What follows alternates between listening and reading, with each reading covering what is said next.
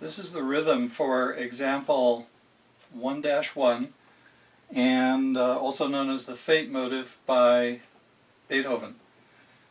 Now, already we have something a little different from what I was discussing in the sight reading part of this excerpt, and that is we have a new time signature, 2/4.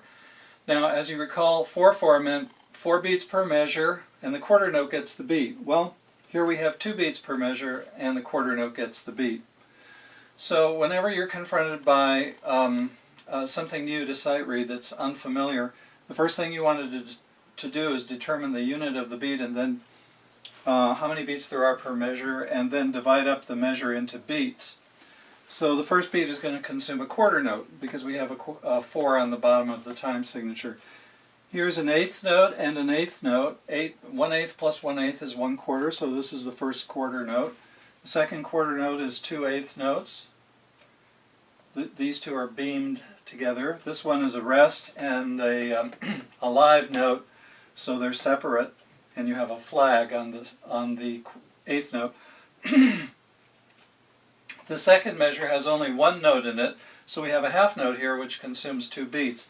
I've lined up everything with the count up above. I've changed the count from 1 and 2 and 3 and 4 and to 1 and 2 and 1 and 2 and. So we have 1 and 2 and for counting off the first measure, and then we have 1, 2, new measure for the second measure. The third and fourth measures are the same as the first 2 measures, so I didn't bother writing those in. So here we are with the actual notes to Beethoven's Fate motif.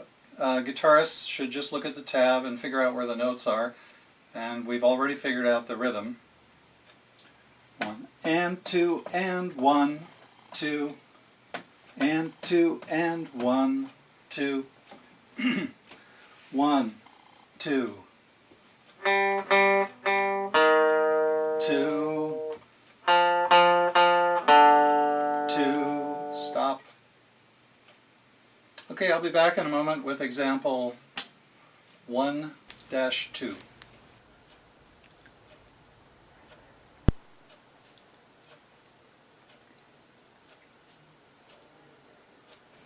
We're back with example 1-2, and this illustrates the parrot game. Since it's in 4/4 time, it's very easy to count. Now, some people may object that I could have used a whole note in this measure, but that would have obscured the count. I want everybody to please keep count while you're playing or while you're not playing. First of all, I'll just count it off, then I will play it. Here's the player's part. 1, 2, 3, 4.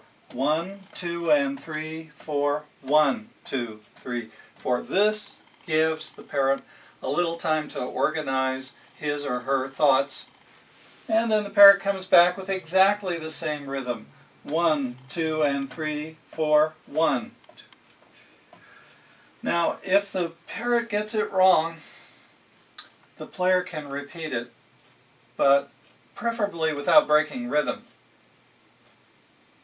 And then if the parrot gets it right, and then the player can play a new rhythm and just keep going with different rhythms until the parrot is until you've gone through at least 10 rhythms. But I can think of many more than that, and if you want to extend the parrot round, say to 5 minutes each, then you could do it that way. That would put some stress on the player too, because the player would have to invent new rhythms as he or she goes along, and that will improve the player's rhythmic vocabulary, or the ability to imagine and plan measures ahead of time.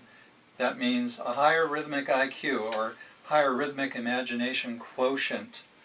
So anyway, I'm going to play this on the guitar now. I'm going to play both roles, the player and the parrot. 1, 2, 3, 4. 1, 2, and 3, 4. 1, 2, 3, 4. Here comes the parrot. 1, 2, 3, 4. 1, 2, 3, 4. 4. Now if you'd rather not use a chord, you could just use muted strings. 1, 2, 3, 4. 2, 3, 4. Pair it. 1, 2, and 3, 4, 1, 2. Okay, sometimes I think muted strings are better because, just tapping on some kind of a drum-like surface, because it forces you to concentrate more on the rhythm than on technique. I'll see you with example 1-3 in a moment.